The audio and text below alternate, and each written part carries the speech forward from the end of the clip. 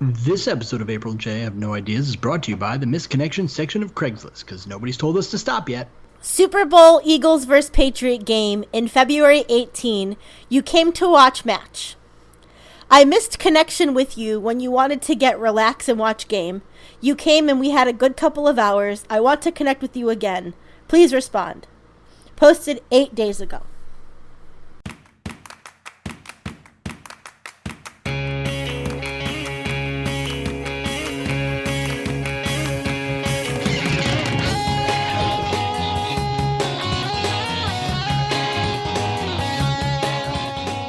Hi, I'm April. And I'm Jay. And we have no ideas. None. And that guy has no grammar. I don't think English is their first language. Oh, that's true. Okay, fair enough. Although we don't know. I mean, we don't know. Fair enough. How would you like to start this episode? Because I know what we're going to do. Okay. I don't know. Do we want to get the bummer stuff out of the way first? Yeah, we probably should get the bummer stuff out of the way. All right. So many of you know, as of, what day was it? Last Thursday night, Friday during the day. Last Thursday, previous ex-girlfriend of Chris Hardwick, Chloe, how do you say her last name? Dykstra? Dykstra. Dykstra? Yeah. Released an essay online about alleged emotional abuse and emotional and sexual abuse at the hands of her then unnamed ex-boyfriend, but people who know who she dated know that she meant Chris Hardwick. And since then, I wouldn't say it turned into like a shitstorm, but I know I would. Yeah. So, I mean, the reason we bring it up is because obviously, I mean, I was always a fan, more so than April. Okay, hold on. I was a big fan. Like, I started listening to the Nerdist podcast, like, episode 2. Like, you were a fan before I was, but I just meant it as like you tapered off over Oh time. yeah, absolutely. I even went and saw him. I met him too. I went and saw him and Mike Furman do a show together years ago. You know, I was a fan. I stopped being a fan quite a while back. You know, after, in my opinion, he just got to be too famous, and it seemed like the fame was really all that he cared about. So I've been off the Hardwick train for a while. Right. The reason I think we want to speak on this is because I think there's no denying that the culture we live in now with Comic-Con and podcasting and nerdy things, he was one of the people who started paving the way for where we're at now. Yeah, for sure. And I think it's a real shame that, you know, these alleged, you know, again, I say alleged because we don't know. Yeah, absolutely. Sure. I mean, this is all, you know, this is a matter of he said, she said. You know, we have our personal opinions. If you're on Discord, you will know exactly what my personal opinions are. We're keeping that out of this. Right. You know, we're just kind of discussing it. Legality's sake, though, we cannot, you know, I'm not going to come out and say what my opinion is either way because, you know, there are 3 sides to every story. You know? And I mean, I'm definitely disappointed. I was definitely a big fan. And, you know, like you said, there's 3 sides to every story, but there's always a little bit of truth in some of it. And obviously, you know, there's something going on, and he's not the person that he pretends to be in some aspect, whatever that aspect is. So it's just disappointing. It's, you know, I feel like it's on one hand, I'm glad that women are finally coming forward and having the strength to say, hey, something happened to me and it's not right and I can't live in silence anymore. I think that's fantastic. I think it needs to happen. On the other hand, it is disappointing because it's like, I feel like somebody said something on Discord about, like, people say don't meet your heroes, but it's like have better heroes or something along those lines. I forget what exactly it was, but it's true. It's like, all these people, like, and people you wouldn't expect, and it's like you're just waiting for the next person to find out is a shitbag. Yeah. Every time I see a name trending on Twitter, I'm like, oh, what'd they do? What? Who was trending on Twitter? Whenever I see a name trending on Twitter, my first thought is, oh, what did they do? It was funny on Friday morning.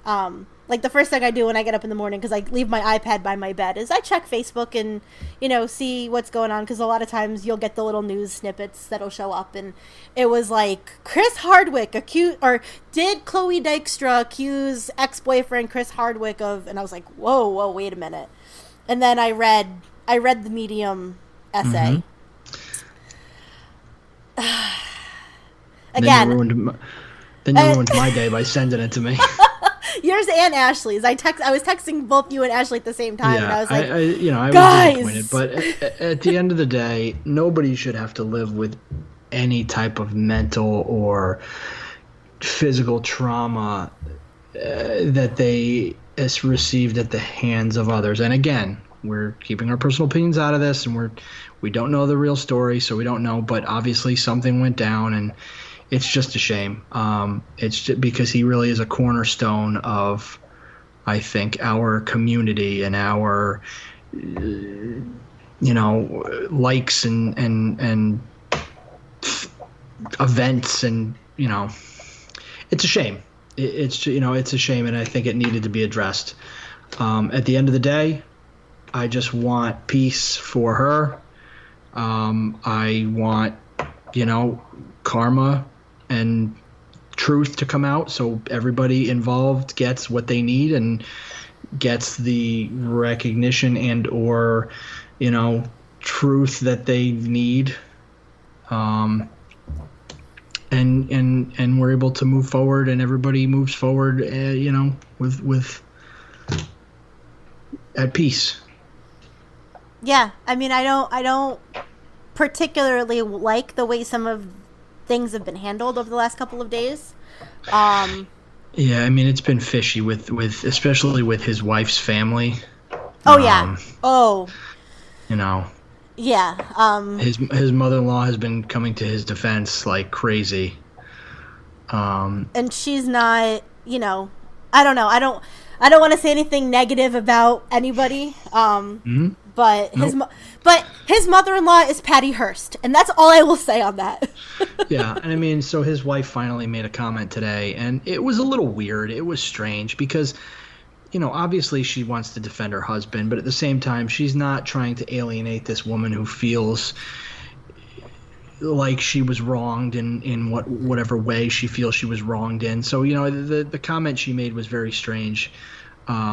In where she was kind of saying, I support these women that need peace of mind, but I support my husband and he's a great guy. But then she said something to the effect of like, but I'm not going to defend my husband because then it would give credence to what's being said about him. Like, it was a very it was very strange. Weird it was response. Very strange, but I just, at the end of the day, I hope the truth comes out. I mean, as of right now, I think he was all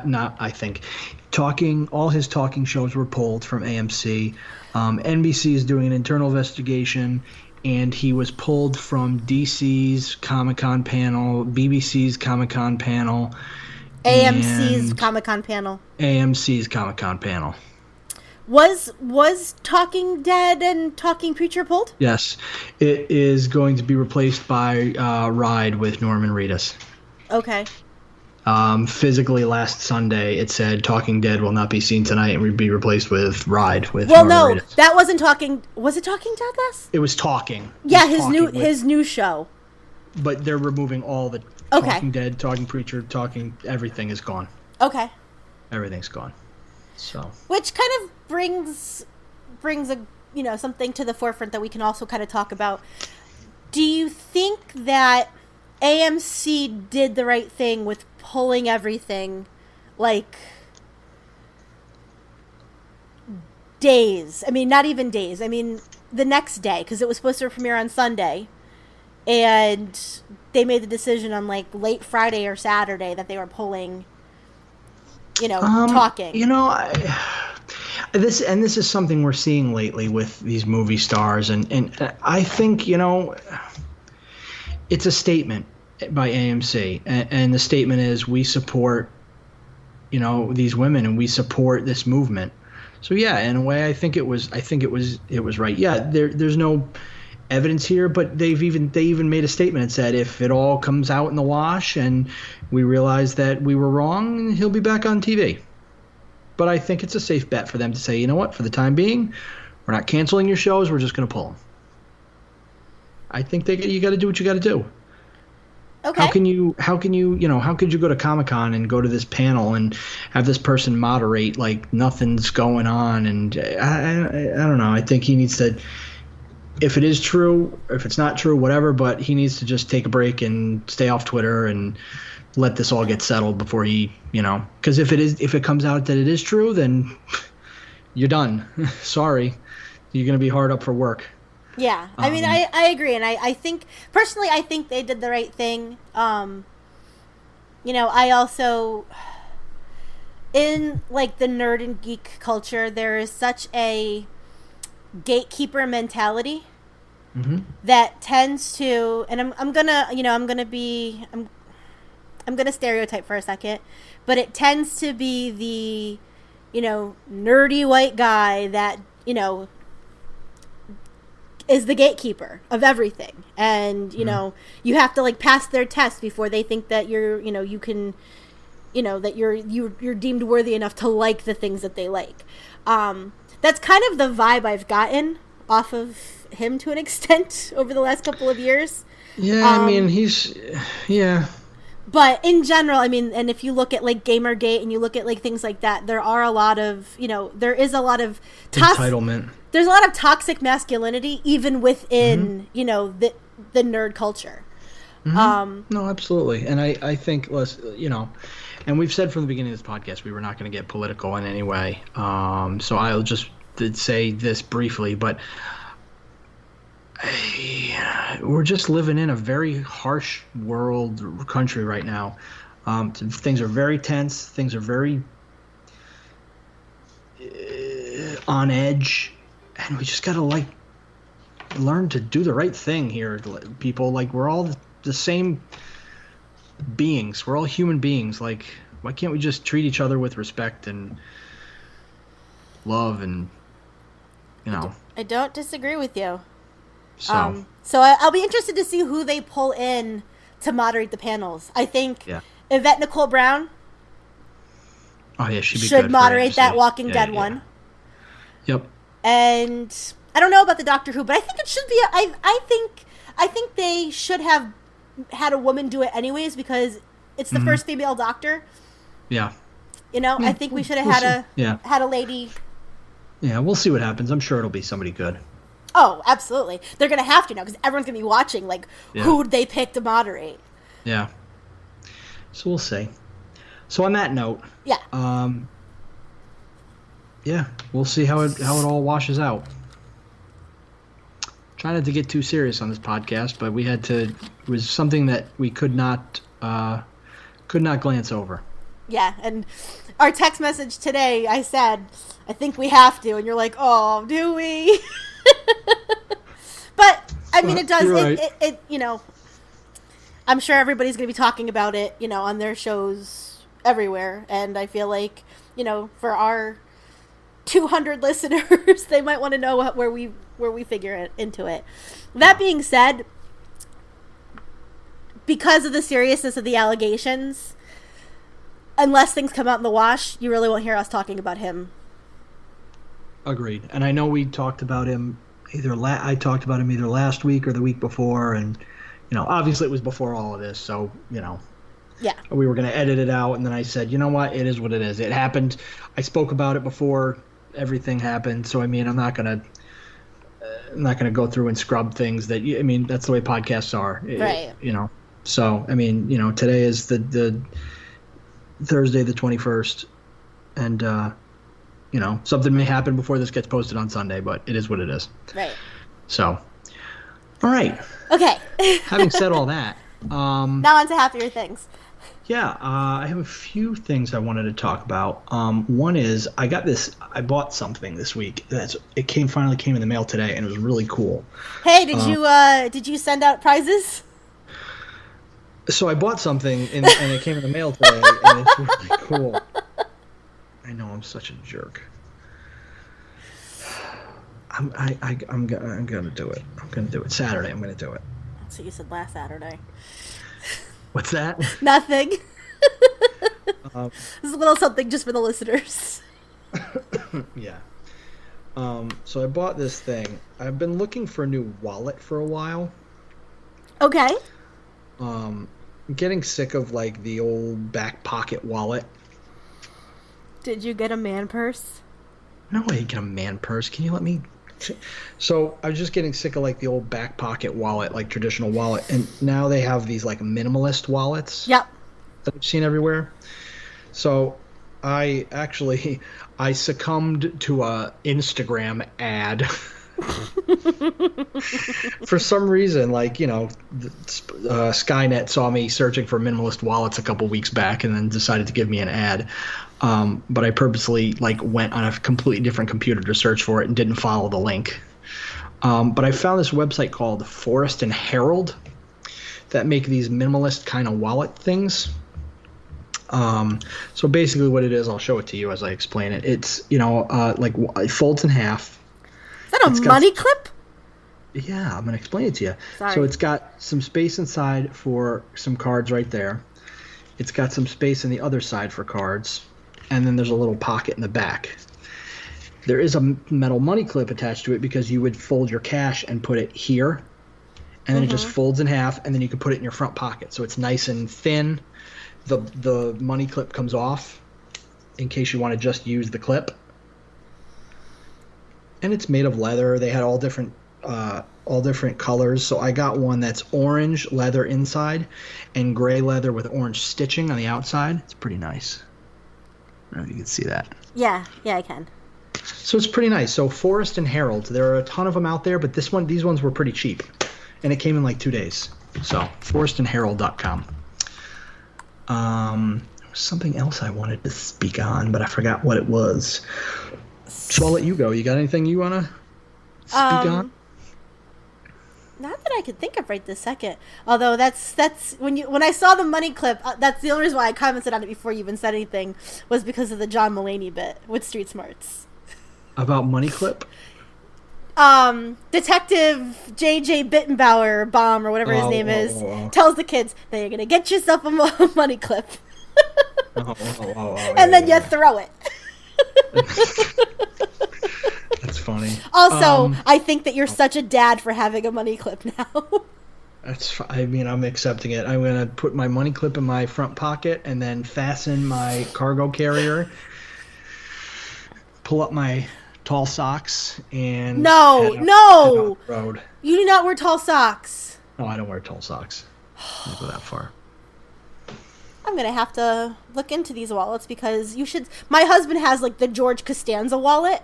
That's what I had, and it literally was giving me back problems when I drive for long periods of time. And it drives me crazy because he just keeps shoving things in there.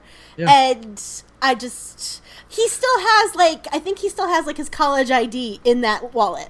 Well, it kills me too because okay, I bought this new Fitbit and it's got Fitbit Pay, but neither of my freaking banks support it, so I can't load my cards onto my thing. Okay. It pisses me off. Because I'd rather take my debit cards out of here and have them right on my Fitbit. Yeah, I don't like that idea. I won't be doing that.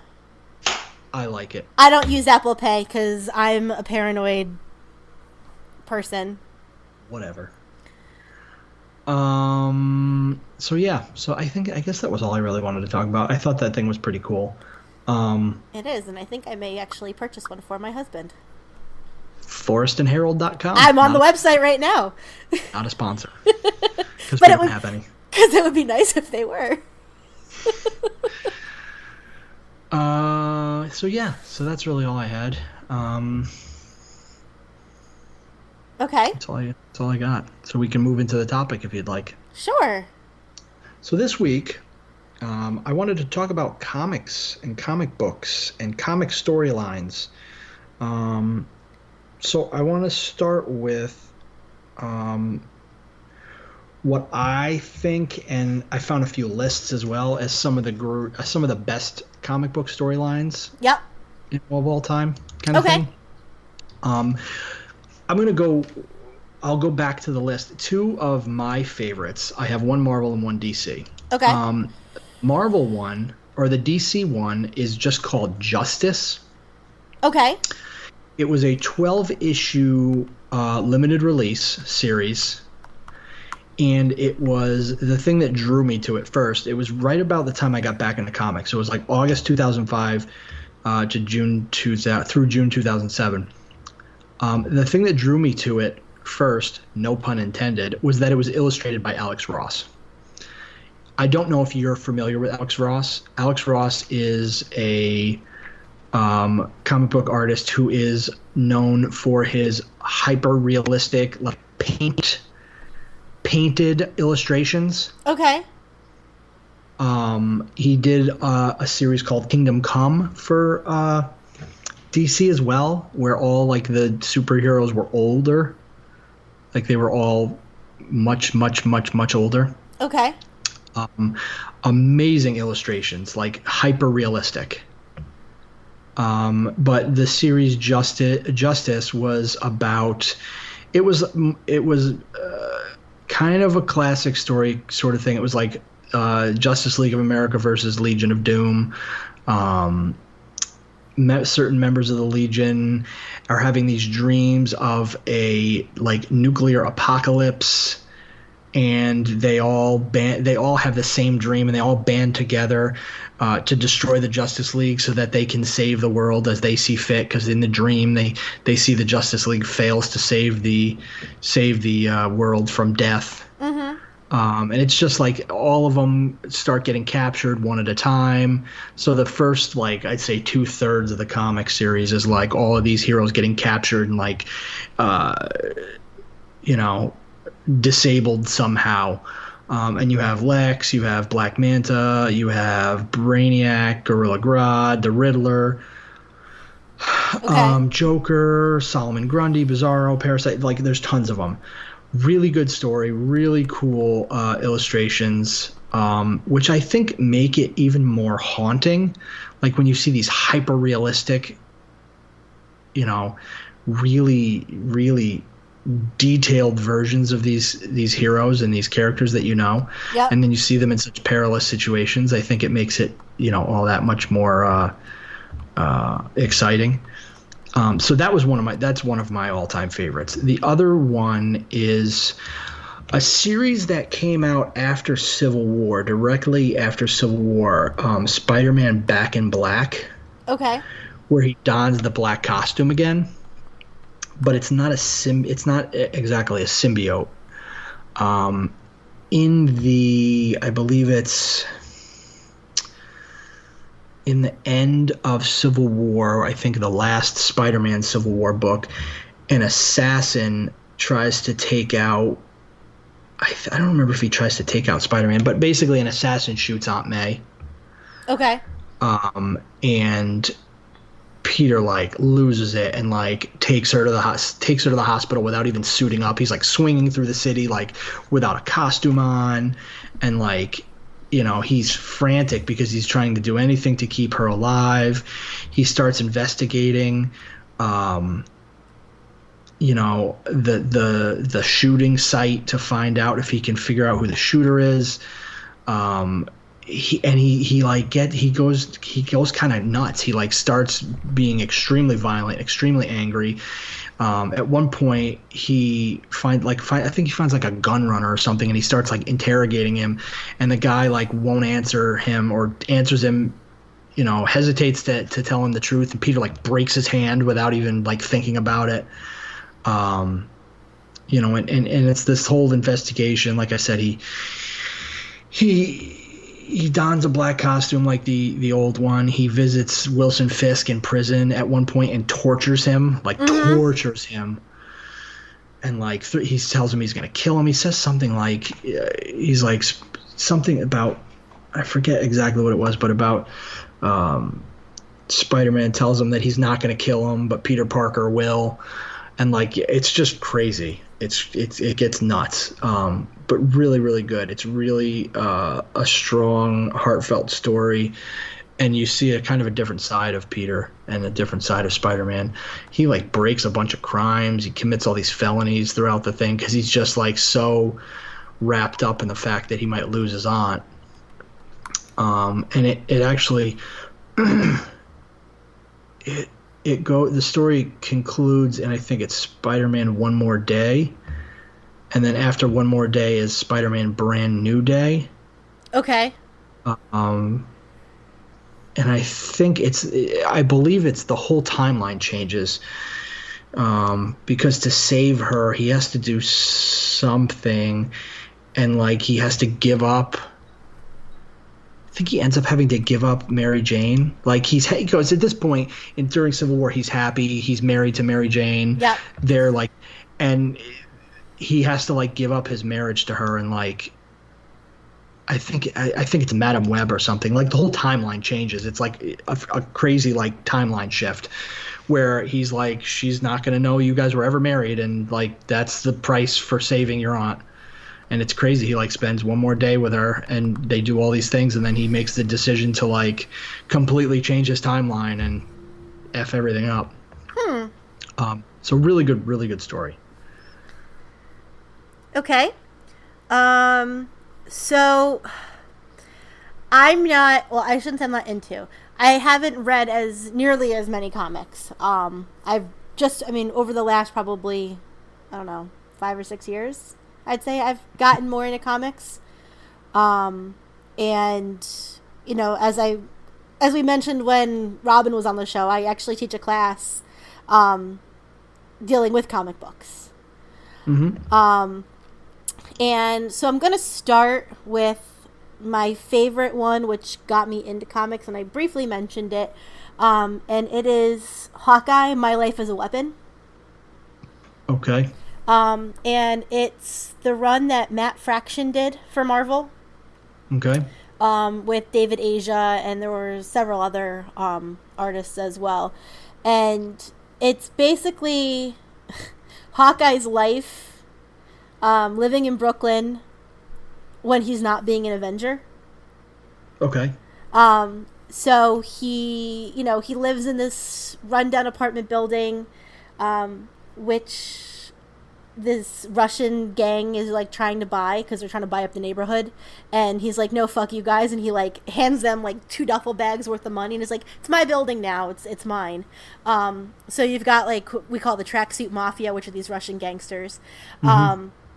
And Kate Bishop, the other Hawkeye, is a big part of the storyline, and he's got a dog, and you realize like what a mess his life is, and I use it in my class because it takes traditional gender roles and like turns them on their head, because Hawkeye Clint is usually the one that's getting bailed out by Kate or another female character like Black Widow or Bobby Morse.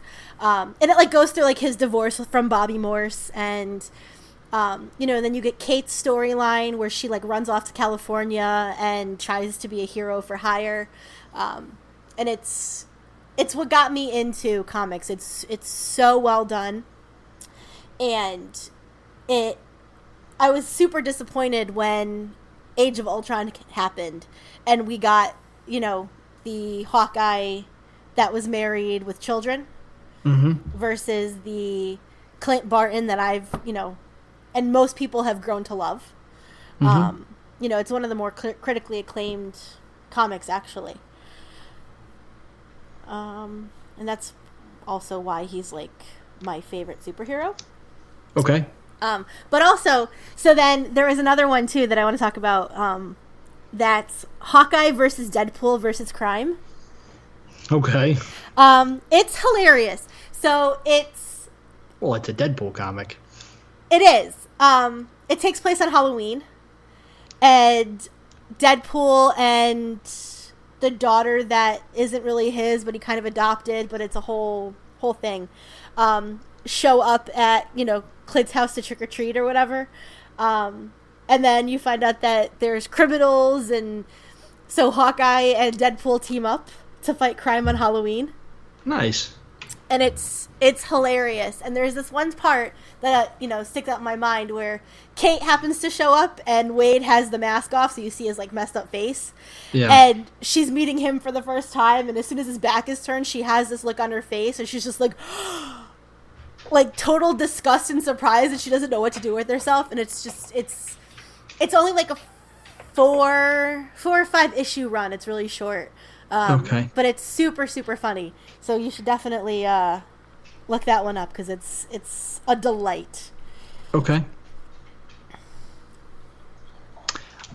So some of the ones on the list here, and I mean a lot of these are ones I'm sure you would think of. So number 10 on this list, Days of Future Past. Okay. Obviously before the 2014 Bryan Singer movie. The issues came out in 1981, I think. 1981.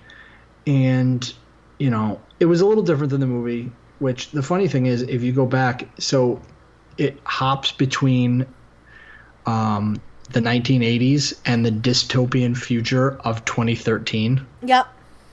Which is pretty funny. It has much more of a focus on Kitty Pryde, who at that time was not even really a very popular character. And, it was different too because the mutants were all kept in like internment camps that were run by the Sentinels. They weren't necessarily killed on sight so much. But it really was a revolutionary comic for its time period. Okay. Yeah. So I happened to go to a comic book shop a couple weeks ago. And and my husband, he finds this hysterical. So we went with another couple. We had gone to the zoo with their little one, and then we went to the mall afterwards, and we stopped in the comic book shop in the mall.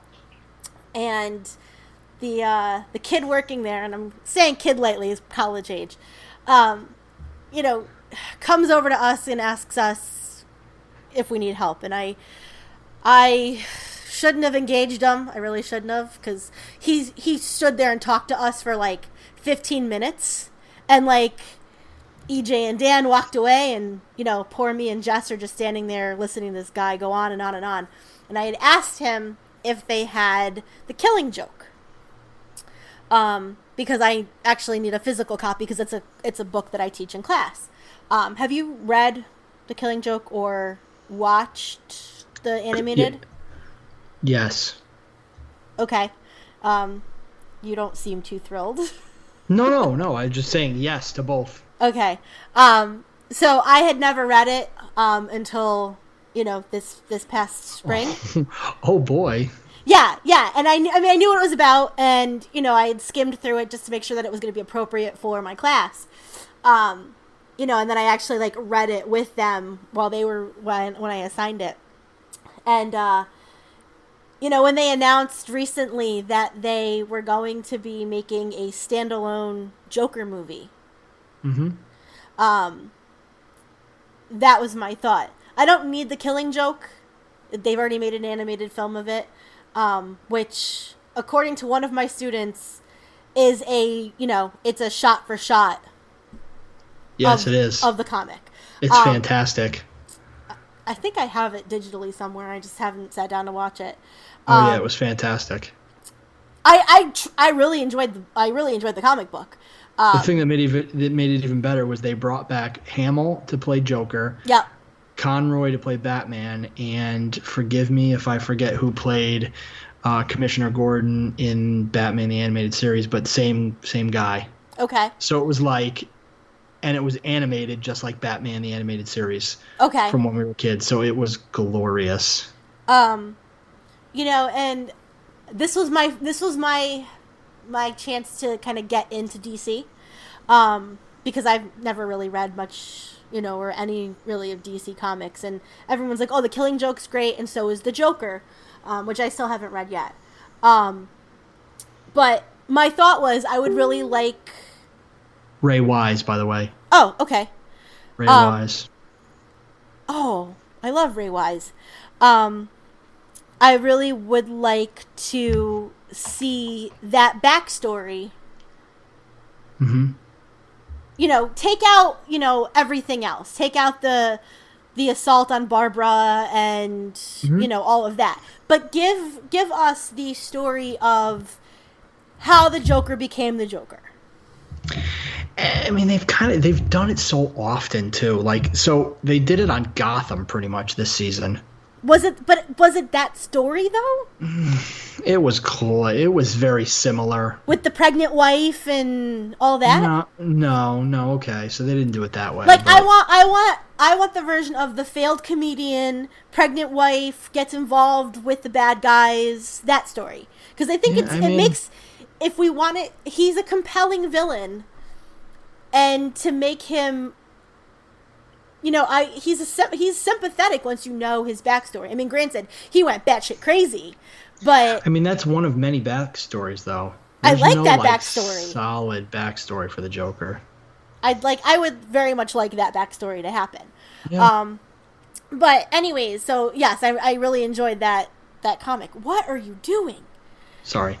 But that being said, so this kid that worked at the comic book shop gave me 2 recommendations. Okay. And have you read Batman Volume 1, I Am Gotham, The Rebirth by Tom King? Nope. So from what this guy said, this Tom King version of Batman is less about Batman fighting crime and more about his, like, interpersonal relationships with people. Like, he's engaged to Selena Kyle, and he's, like, friends with Superman and Lois Lane, and they're planning a wedding, and you know, I mean, there's the crime element as well, but from what he's said... Okay, this is a recent run? Yes, it started in January 2017. Yeah, because I was going to say, I think that run is still going, because he's getting married, like, in this storyline. He just this summer. Either just got married, or he's getting married this summer. I think it was like June or July, the next issue's coming out. Yep. But there's like a whole thing where he was telling me about how the guy... or how, like, Bane is going to come to town, so he's, like, trying to sit down with everybody to, like, keep the crime down, and he made it seem very interesting, so I may pick up the Tom King, but he also said there was another one, a Marvel one, which I'm going to try and look up on Unlimited and see if it's there, and it's another one by Tom King, and it's The Vision. Never heard of it. I know, yeah. Right, so the description from Sci-Fi Wire, it's a tragically short-lived series. The Vision from Tom King and Gabriel Hernandez Walta didn't have much to say about superheroes, but it had a whole lot to say about the nature of humanity. When Vision decides to make himself a wife and 2 kids to fight back the inevitability of being alone, he uses them to make himself feel more human. It doesn't work, at least not very well. His family, meanwhile, fails at humanity openly and starts to hate it pretty quickly. What follows is a story that at times is difficult to read, but says so much between the lines of that it's worth reading repeatedly. So it's basically like Vision, like, trying to be human and, like, live a normal life. I kind of like those stories, like the human side of superheroes. Mm-hmm. So he had recommended that as well. So I do intend to check them out. Okay. Okay. What else you got? Well, I'm glad you asked. Another one of my favorites. It's number 8 on this list that I'm looking at. And I think it goes along a lot with what you just said, where comics have a different viewpoint and have a story to tell, a human story to tell, sort of. Yep. With this one. This one is called Mouse, a Survivor's Tale. Yep. And it is by Art Spiegelman. Yep. Have you read it? I have not.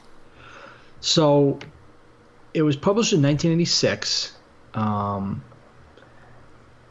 It was originally serialized in 1980 in Raw magazine. Okay.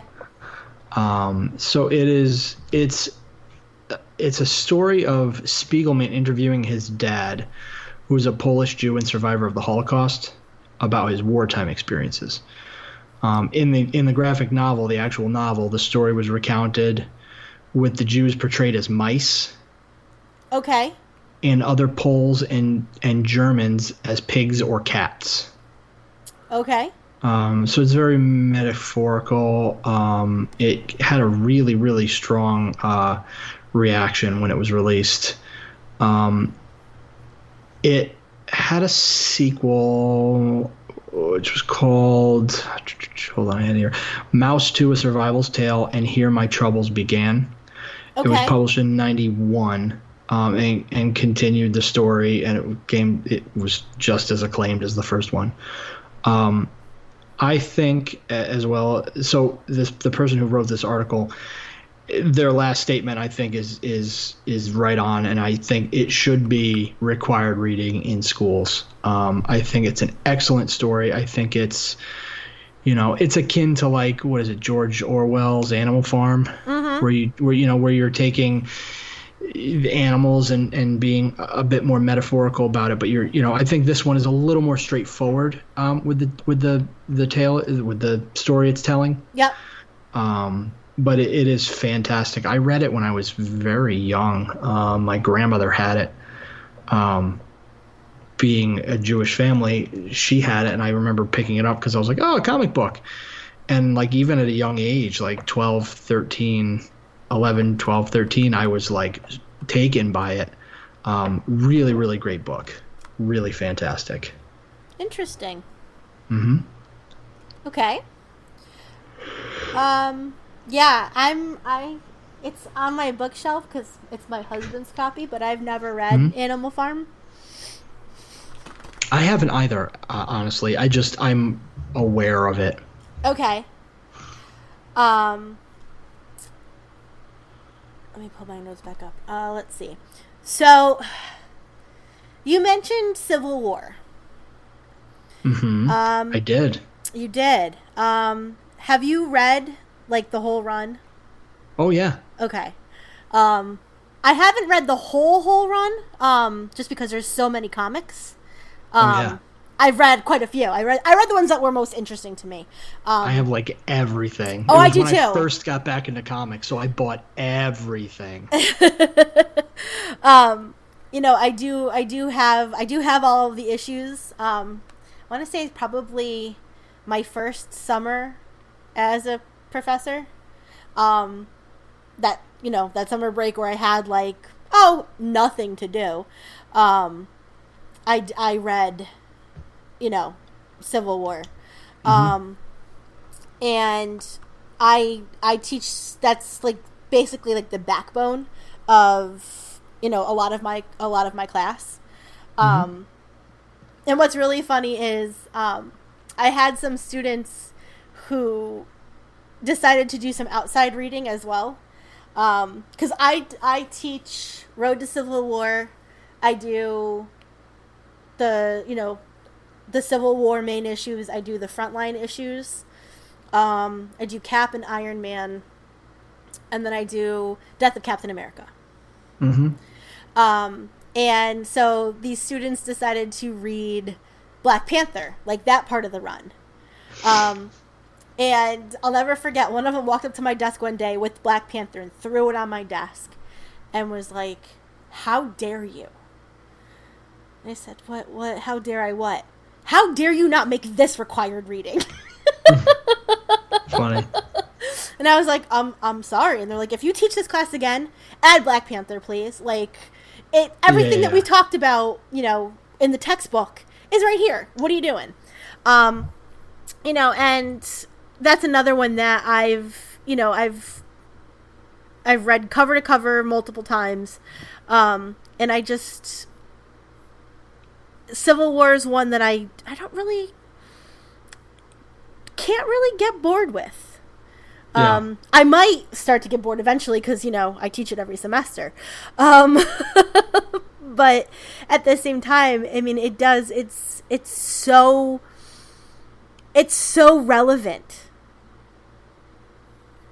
You know, I mean, and I know we don't like to get political, but it's so fucking relevant even today. Oh yeah, absolutely. You know, I mean, it's just such a great story. And, you know, unfortunately, I don't think anybody foresaw, you know, the political climate we would be living in, you know, today when this was written 10 years ago or 11 years ago. Right. But it's such a great work. And I especially love Frontline. I think out of like all the Civil War comics, Frontline is probably my favorite. Just because you don't really think about how important journalists are in the day-to-day, you know, world. And that's saying something since, you know, I'm married to one. Yeah. But, you know, that their perspective of the story and the important stories they tell in the comic is just so phenomenal.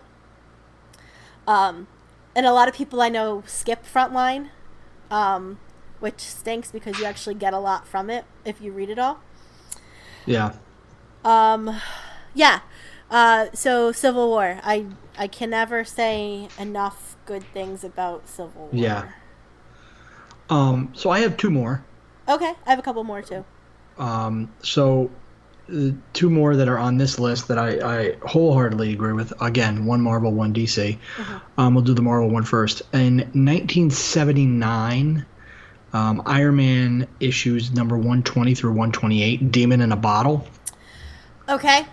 I think is definitely one of the most classic stories. And again, it kind of goes back to what you said before. It's a humanistic look at this person who's got no superpowers. You know, he's dealing with his battles with his. I think at that point it was Justin Hammer. I think he loses Stark Corp or Co or whatever the heck it's called in that. Industries. What? Industries. Is something like that, yeah. But I think it's really like you see the issue where he finally breaks down and they confront him, and like I think it's a fantastic, like, for a comic book, like almost like a human interest piece. It's a very, very good in-depth view of this person and all the pressure he's feeling from living this double life. So I agree. I really like that one. And the other one I had, the final one I had, was The Dark Knight Returns by Frank Miller. Okay. It's just a fantastic story. And as I'm saying these, I'm realizing, again, another one where you see it's a decades older Batman. He's like shot, from all the years of fighting crime, and he's got a whole new set of weaknesses, and it was dark too. I mean, it wasn't like a book for kids. It was just fantastically written. It had, I liked the twist on Robin that it had in it on that character. There's a whole new version of Robin and that character in that book. I thought it was fantastic. I think Frank Miller's The Dark Knight Returns is one of the best Batman stories of all time, by far. Okay. Up there with most of them. And this list goes on to say like Watchmen and stuff, but that's funny because Watchmen is on my list. And actually, that was probably the first like graphic novel that I've Right. ever read. So even before I read Hawkeye, and actually Eric on Discord mentioned Watchmen as well. Um, I'm guessing you've read it, right? Read. Watchmen. Yes. Yes. Okay. Sorry. Okay. Um, and obviously you've seen the movie. Yes. I don't really particularly love the movie. It's not. Apparently, neither does your dog. Yeah, Rocky just yawned from I can't believe you heard that. He's in the other room. Oh no, it'll be on the recording. he's in another completely other room. It literally was I don't particularly love the movie. Yeah, I know. It was quite loud. But I've only taught Watchmen once. Because my students didn't particularly love the comic, which surprised me. But it's difficult to get through. It is.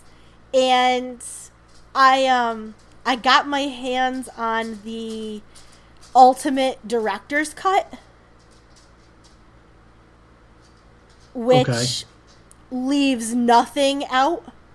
It even intersperses in between where the comic would cut to the pirate story. Yep. They have a cartoon version of the pirate story with the giant squid. Oh, cool. So I mean, it's, oh my god, it's 3.5 hours long. They leave nothing out. Oh, that's good. I'll have to check that out. I've never watched it. It's a lot. It took two or three classes, to get through it all. And when we finally finished it, they're like, "Can we be done? Can we please be done with Watchmen now?" Which I was like, "Okay, fine, fair enough." And then the other one that I teach that I really love, is not a Marvel or DC or anything like that. It's Fun Home. Okay. Which is, now, I mean, it's been on Broadway for a couple of years, but it's a Broadway musical as well.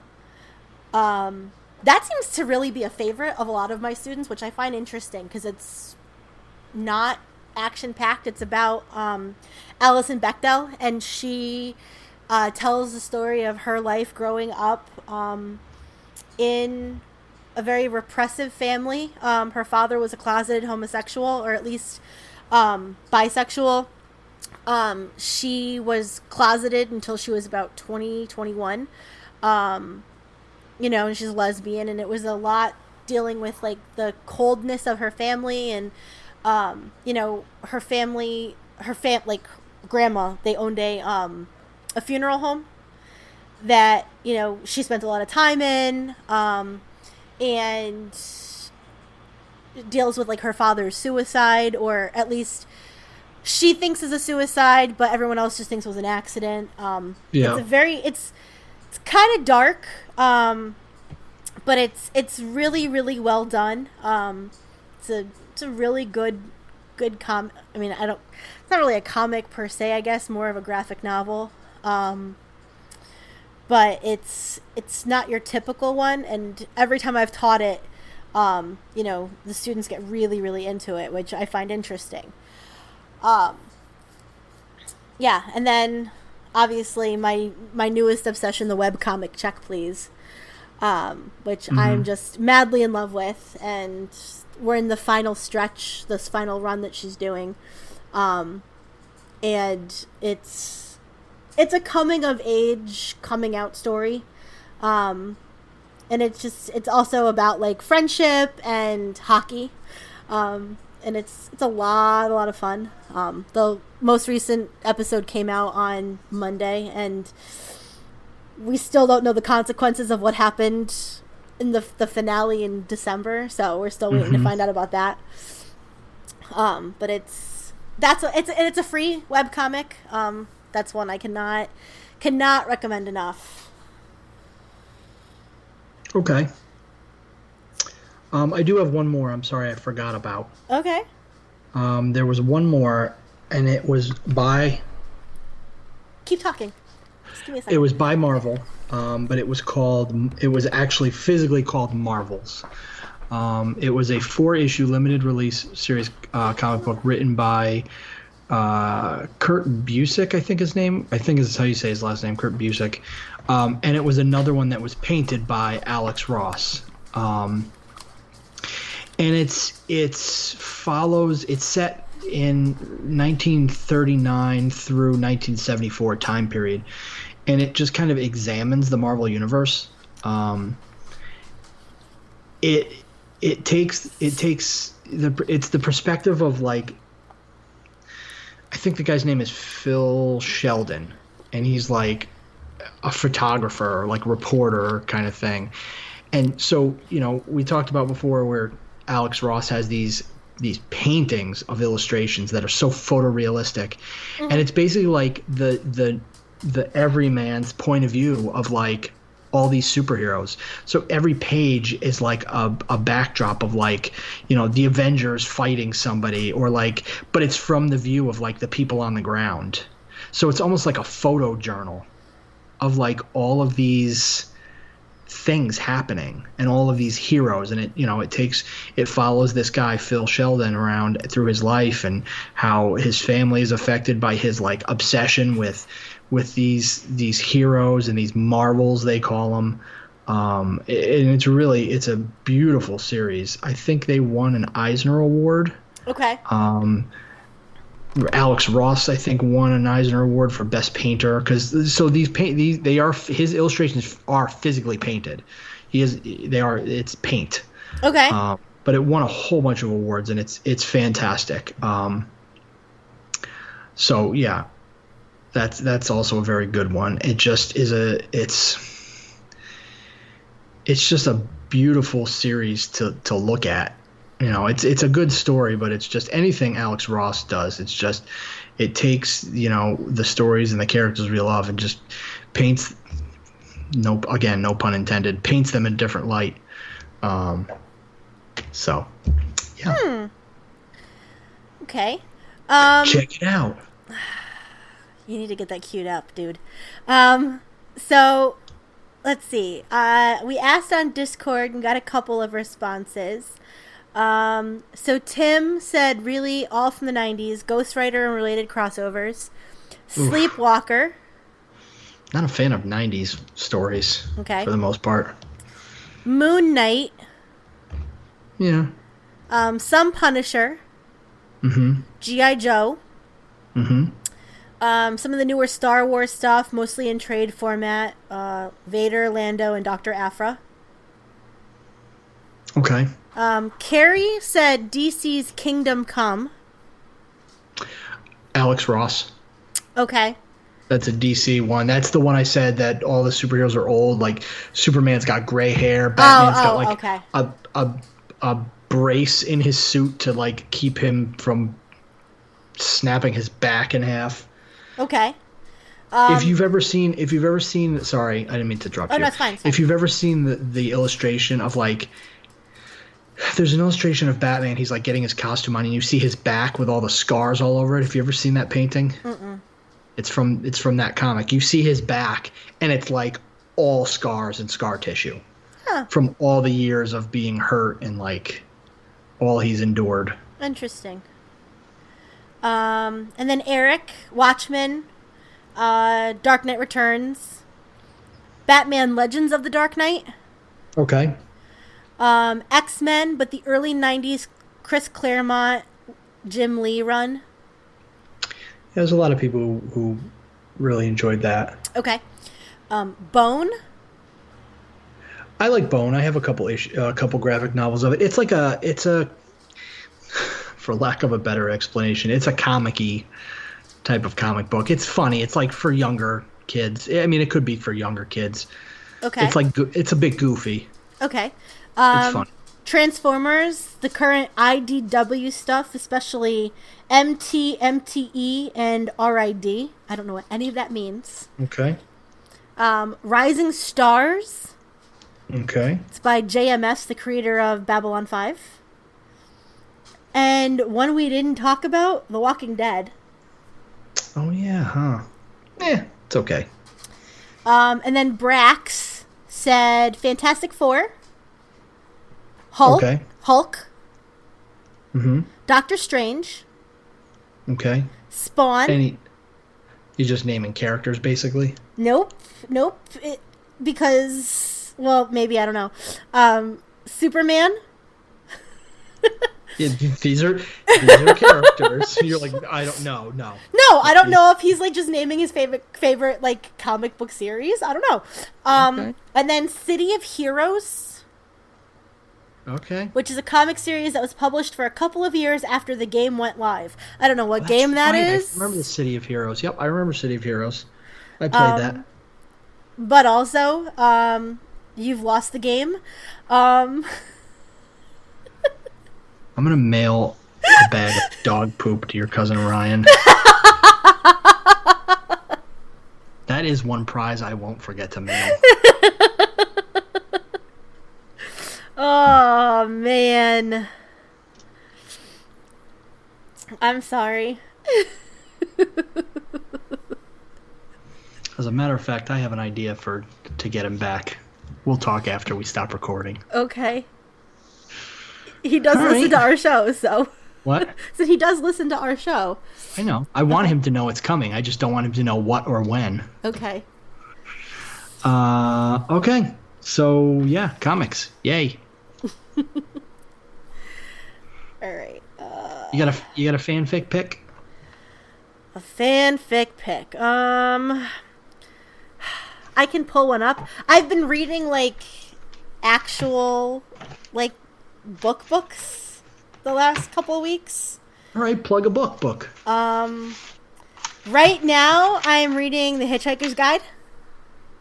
That's a good book. It's a good book. It is a good book. I'm not very far into it because I actually like got the physical copy. Okay. So that means that I can only read it, when like we're up and not in bed, because Gotcha. when I'm in bed I use my iPad. Gotcha. So I'm not super far into it yet. I'm enjoying it though. I think it's funny. I mean, it's not anything I normally would read. So it's definitely a departure. I will say I read the worst book last night. What was that? It's called I'm Thinking of Ending Things. Or I'm Thinking of Ending... Hold on. Oh, dear. Yeah. And the book it's like the first line of the book. But it doesn't tell you why or what. Well, you think that the main character is talking about ending her relationship with her boyfriend. Something tells me that's not the case. Something tells me, and I'm going to spoil the shit out of it because it's so bad. It's actually, I'm Thinking of Ending Things. Actually, what it is this guy who's got, like, severe mental health issues has created a girlfriend. He's created his dead parents. And he ends up killing him. He ends up killing himself at the end, stabbing him. When you say created, like wrote, like was like journaling, like this relationship that never happened, and like it's. I had to go to the internet after I finished it this morning because I'm like, what the fuck did I just read? Yeah, it's so weird. It's a fast read. It's like 200 pages, but don't waste your time because it's not good. All right. Yeah. So it's no bueno. I did not enjoy it. I will say that. Don't bother fast reading it, folks. Yeah. All right. Okay. What else you got? So, want to do some Craigslist? Yeah, let's do some funny Craigslist stuff. All right. Let's see. I need to hold on a second. I need to open this up and see why this just happened. Why are my bookmarks open? Get rid of that. There we go. Okay. All right. There was one that I saw. So I'm going to preface this some of these are going to be quite dirty, just because it's Craigslist. Just because it's us. Yeah, we are an SFW. All right, so this was posted January 18th, 2010. Okay. And it's tall, slender redhead available for nighttime recreation. Tall, slender redhead available for... Okay. And it's M4WW. Male for women and another woman. And it's... Or is it something a little more racist, and does it mean white women? It doesn't. And I will... Oh. It's fine. And it's 30, so I'm guessing... It's fine. Well, it's not fine. No. It's not racist, and you'll understand why in a minute. What are you doing? Oh, sorry. Go ahead. Universal Studios. Tall, slender redhead available for nighttime recreation. 6'4", completely ripped, very Caucasian. Oh. Hold on. Drapes match the carpet. Ew. Currently homeless, must meet at your place. Oh, well, at least he's honest. Okay, hold on. Can go a whole hour with scheduled breaks every 7 to 10 minutes. What? Hold on. No, you keep stopping. I am holding on. Fatties welcome. Oh, no. Not afraid to take 2 people at once and then a musical guest. Well, hold on. If you want me to perform after midnight, it'll cost you. What's a musical guest? So then there's a picture of the person. And it's Conan O'Brien. God damn it. So, like, after he got shit canned, I'm guessing he posted this or somebody posted it in his stead. And I love it. I love it. God, it all makes sense. Right? Okay, let's see. Here's somebody who's looking for Monopoly pieces. Okay. McDonald's Monopoly, $1 from Pensacola. I need Boardwalk, Vermont, North Carolina, and Kentucky. I can trade for Park Place, St. Charles Place, Connecticut, and Illinois. Do you realize if he gets those, he wins, like, massive amounts of money, and nobody's going to sell him those pieces for $1, right? Right. Okay. Just checking. Just making sure we're on the same page here. Yep. We usually are. Okay. Princess Cut engagement set, $2,000. That's fair. Engagement ring set, new, never used. Unlike the bride-to-be who I found in the middle of a gangbang after arriving home early from an out-of-town business trip.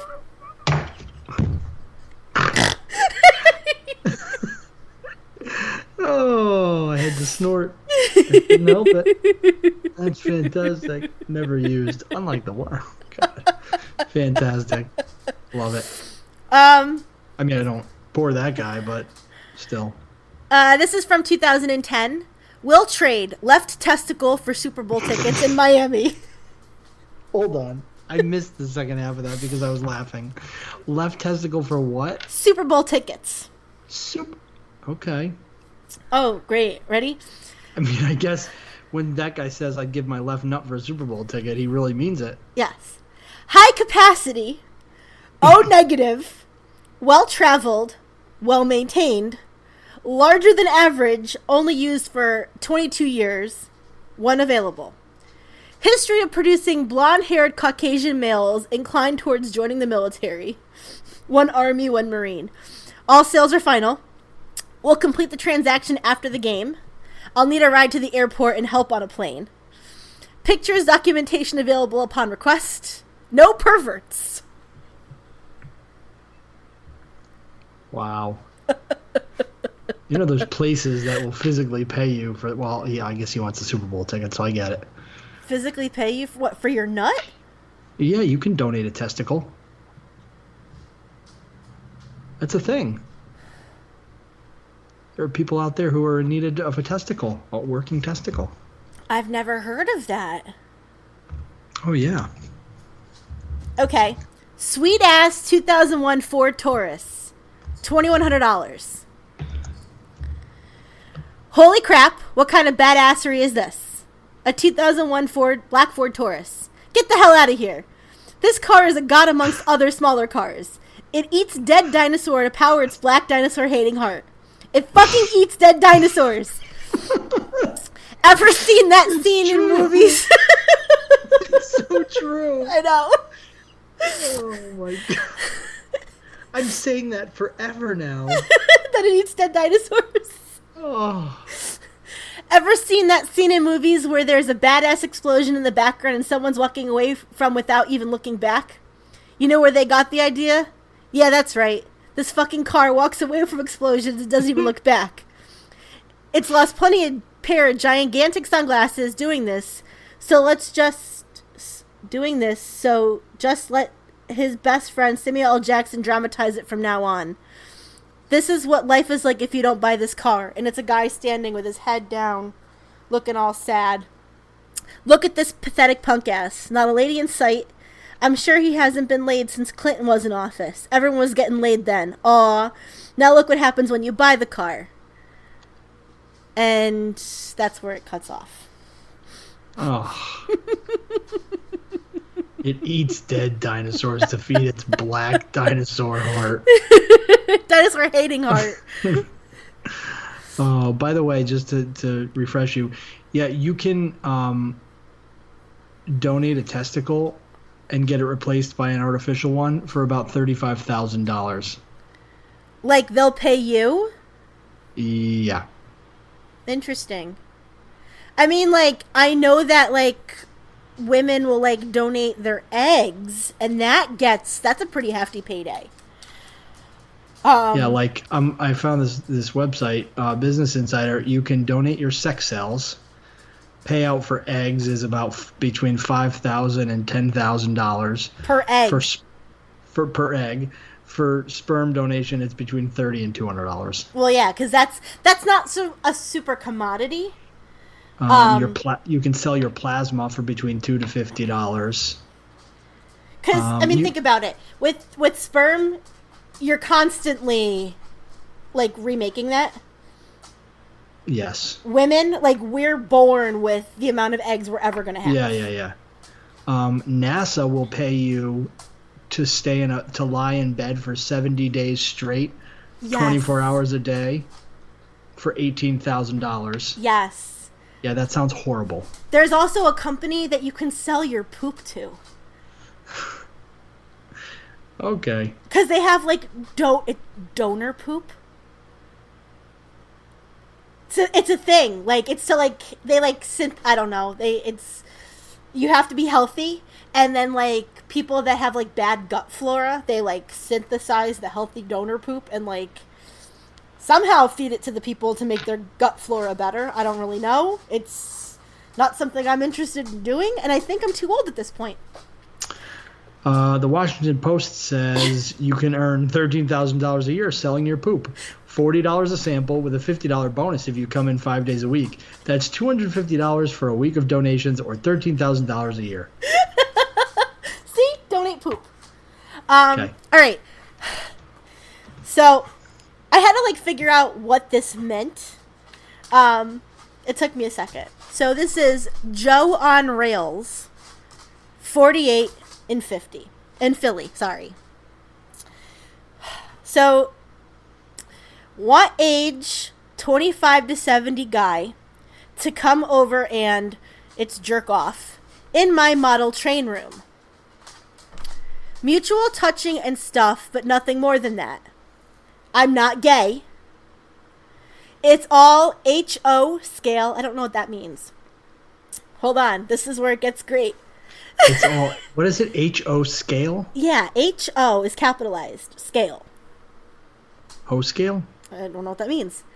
So here we go. Ready? Then after you finish, you can stomp around and kick the trains and buildings like a monster. Hold on. Don't break. They are my sons. Oh, no. We can do this until 4 a.m. or until we get tired. Also, I have lots of imitation crab meat in my freezer that I need to get rid of, so you can have a bunch when you leave. It's all perfectly good, we just got too much. So let me get this straight. If I go over this guy's house, right? Yep. Go into his model train room. Yep. Jerk off and let him touch my ass while I do it. He'll let me pretend I'm Godzilla. Stomp around and crush his trains. You can't break them, though, because they're his sons. And then give me some crab meat and send me on my way. Yes. That's a deal. Right? That's a Friday. All right. So, let's see. Then we have...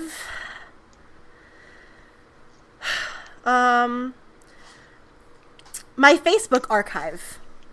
So a man posted a photo of himself and said, I decided to cut out the middleman and sell my Facebook data directly. By purchasing my Facebook archive, you can check out what I like, what I love, and what makes me cry, and market your products and political organizations to me more accurately. Furthermore, you can know who my friends are, which ones I follow, which ones I mute. You can see how far I got in Mafia Wars and how my high score in Bubble Bobble. How well I did on that math puzzle that's driving the internet crazy. Find out by purchasing my Facebook data. Here's just a sample of the data you'll receive when you purchase my archive. My family lives in Arizona, and they have guns. I was born in Los Angeles, but I don't live there anymore. I posted a picture of ribs I made one weekend in Hightown, New Jersey. I've been to Great Adventure. And much more. Don't miss out on your opportunity to market me and possibly manipulate my political decision. Act now, this is a limited time offer because I assume Craigslist will take this ad down. All right. Okay, so I've got two more, because one is really long. So I'm going to do this one first. Sure. Do the short one first. Right, obviously. Wanted. Woman who wants to conceive child during totality of eclipse in Oregon. This was posted on August 8th, 2017. I am 40 years of age, Caucasian male from Europe. My heritage is strong and pure. My looks, instincts, knowledge, and strength is 100% pure and 100% lethal.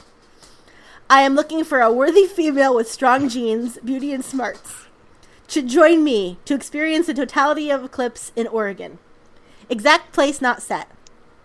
If we have chemistry, I would like for us to make love while the eclipse is happening. When totality occurs, we will have simultaneous orgasms and we will conceive a child that will be on the next level of human evolution. We will make love together with me and my penis directed towards the sun. Everything will be aligned in the local universe. Both of our cosmic orgasmic energy will be aligned with the planets. In a brief moment of ecstasy, we will understand everything and together create a new universe full of love. You must like cats.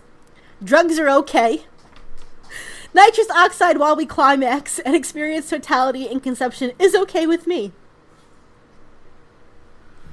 I wonder if he got any takers. I'm sure he did. Okay, and finally, this was posted 2 weeks ago, June 6th. Special needs room seeker. Okay. Okay. I am so glad you found this ad. You would be perfect for our room. We know you are having financial difficulty and you just need someone to cut you a break. In our home, we are not bound by these silly economic rules that everyone else has. We get free cable, electricity, water, and our garbage is so good the city pays us to take it. We are just passing the savings on to you drama-free.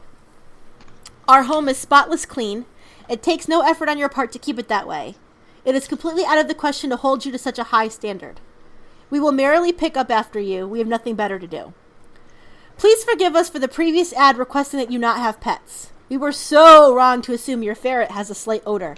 I don't know what got into me. There is no way your precious dog could ever scratch my wood floors or kill my grass. Thank goodness Spot was there to alert me to the water utility truck at 2 a.m. Your dog is far more reliable than my 6 hour. It is perfectly cool to have your 5 well-taken cats stay in your room when you are away. Our friends and family will never be so rude as to comment on the smell of the litter box.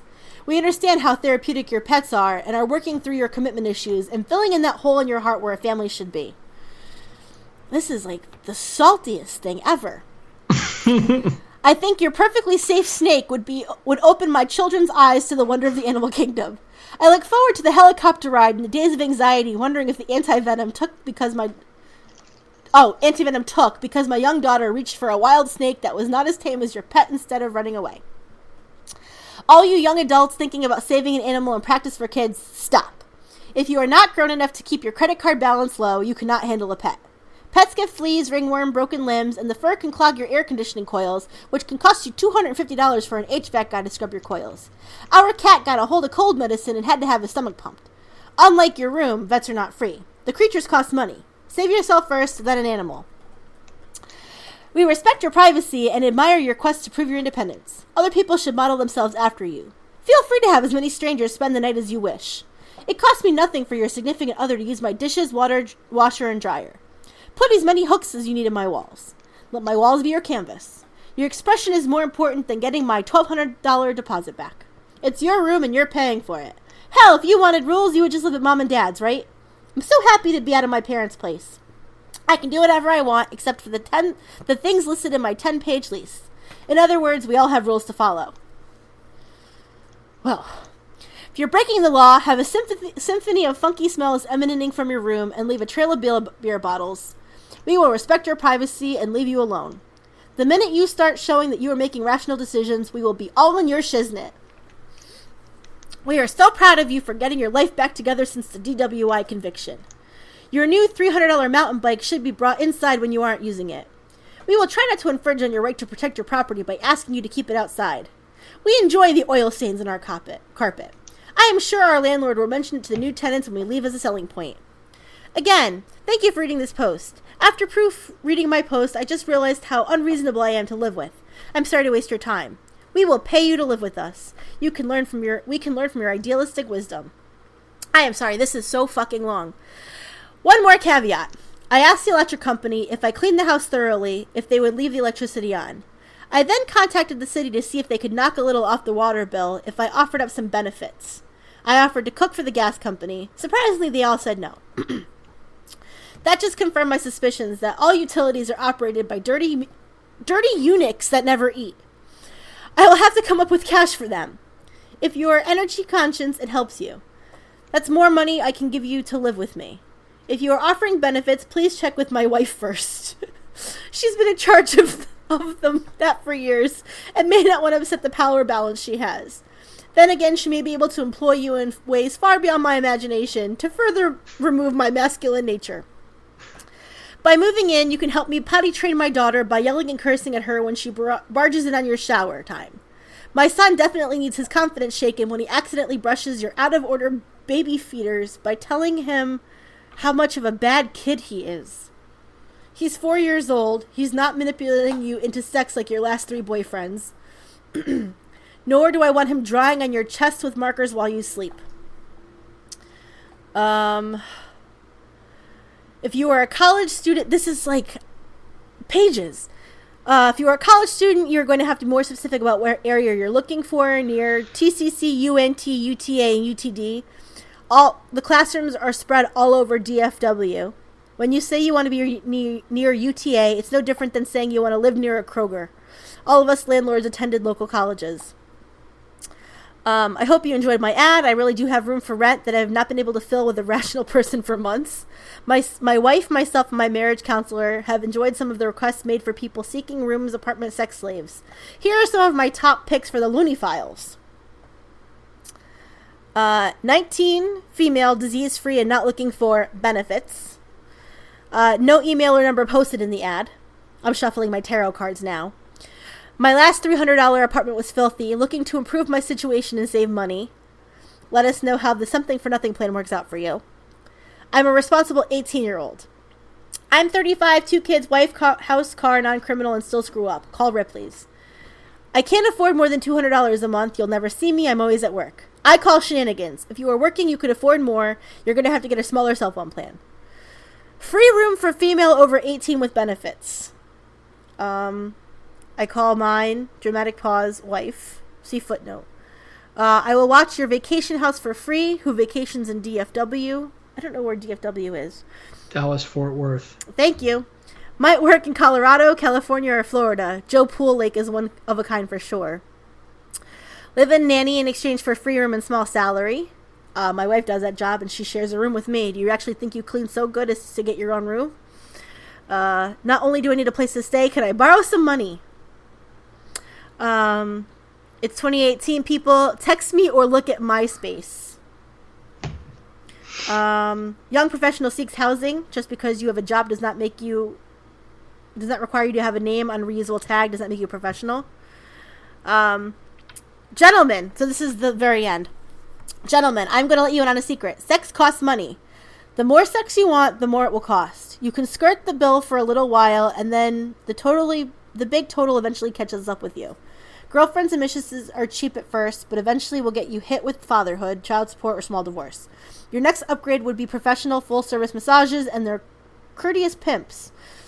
If you're not sure if you're ready for the top of the line sex, you can try the fiance mode for a while, but be careful with the early termination charges. If you want the whole enchilada, go for the wife. This is the most expensive sex you can have and thusly the best. If you are truly a love machine, the wife will go to work on her own and reduce sex expenses. I've heard stories of men with multiple wives. I've also heard of dragons and unicorns. At this point, I don't even remember what that ad was for. I think we probably should cut that, and I'll do a better one for the last one. No, I'm not cutting it. It's staying in. Oh, why? That's so... Oh, my God. I didn't realize how bad it was going to be. It's okay. That was... It was... salty. Passive-aggressive about people asking... It was pretty funny. Yeah, it was something. Oh, well. All right, let me do a little housekeeping. Damn it! That's too late. I'm moving on.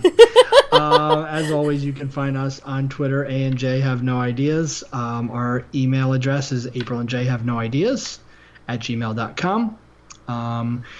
We are on Facebook, April and J Have No Ideas, and download us anywhere you download podcasts: iTunes, Stitcher, iHeartRadio, Spotify, I believe, and randomchatter.com. Please, if you enjoy our show, think about going on to iTunes or wherever you listen to your podcasts and giving us a rating or a review. That helps us reach more people and puts us on charts so people can find our podcast and we can get more listeners and do more stuff. Yes. Yeah. So late breaking news. Breaking news. Yes. I guess the Roseanne spinoff has been greenlit to come out without... No, this is the whole thing. So, from what I understand, and I haven't read on it, my husband just texted me with that. She was going... Cause since she created the characters, she would still get she'd get money from it. She gave up her IP, right? Yeah, so that would be the whole thing, is that she'd be giving up, for a one-time fee, giving up her IP so that they could continue on with the show. She won't be on it, though, will she? No, it'll be, I'm assuming, probably based on either Dan or Darlene. All right, well, we'll see how it goes. Can I leave you with one better Craigslist ad? Because I feel really, awful. Is it short? Yes. All right, go ahead. To the beautiful lady who saw me pooping. You could stop right there if you wanted to. Me, taking a huge poop in the 15p pizza bathroom. You, drunk beautiful, discovered that I forgot to lock the door in my haste. Look, I know it must have been awkward for you to see me in that state, especially since it didn't seem to bother me that you walked in. We made eye contact for a brief moment. You have the most beautiful brown eyes, no pun intended. I said, hey, beautiful lady, right as you slammed the door, and I meant it. Everyone poops, and now that you have seen me pooping, I feel like we have already moved our relationship to a higher level.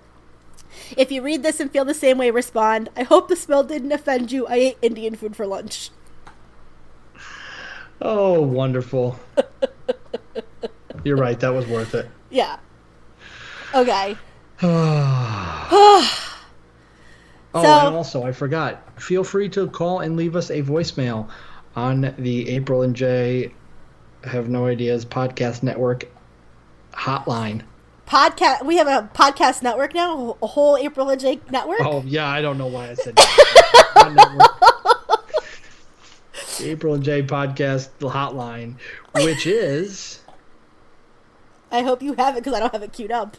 I don't know. I don't have it. Jason! I thought you had it. I didn't bother to ask. I just figured there was... It is. I have it. You don't give me... It is 475-212-5457. Call and leave us a voicemail. Yeah. Tell us what you think about the show. Suggestions on segments. Questions for us.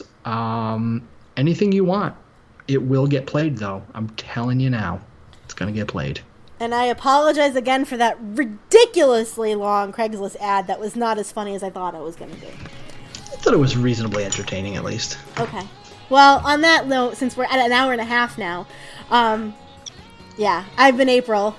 And I've been Jay. And that was a terrible idea. I mean, as a whole, it wasn't a terrible idea. No, but... Just one Craigslist ad. Craigslist ad, this could be 7 minutes to read.